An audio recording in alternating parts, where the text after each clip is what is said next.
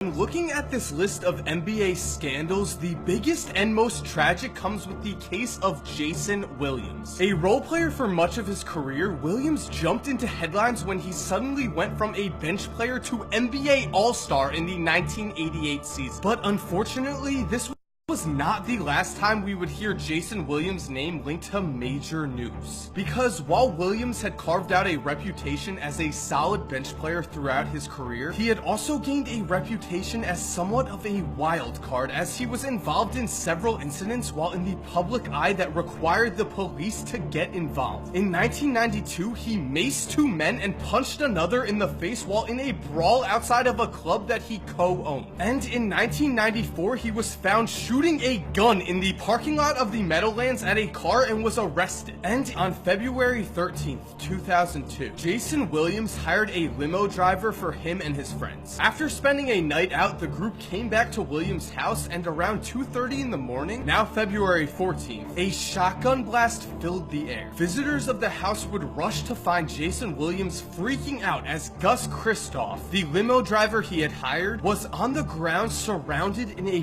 pool of his own blood. Jason attempted to save Gus's life with CPR, but it was no use. And so him and his brother Santiago attempted to cover up the crime. Santiago called 911 and told the police that Gus had shot himself, while Jason and one other man took Gus's dead hands and placed them on the shotgun so that his fingerprints were on the gun and a suicide attempt could be seen as possible. Luckily, police were not fooled, and several eyewitnesses gave up Jason for both firing the gun and attempting to frame this manslaughter as a suicide attempt. It would take 8 years for Williams to finally be charged with aggravated assault, a time period that also saw him get arrested for assault in 2009 and for driving while intoxicated and crashing into a tree in early 2010. And even though he was charged for these actions, there was no real justice here. Jason would spend only 2.5 years in jail after killing a man and attempting to frame it as a suicide. This was obviously horrible, and the only defense I can make for Jason is that at least he shows a tremendous amount of guilt and remorse for his actions. Those close to him say that he spent the last 5 years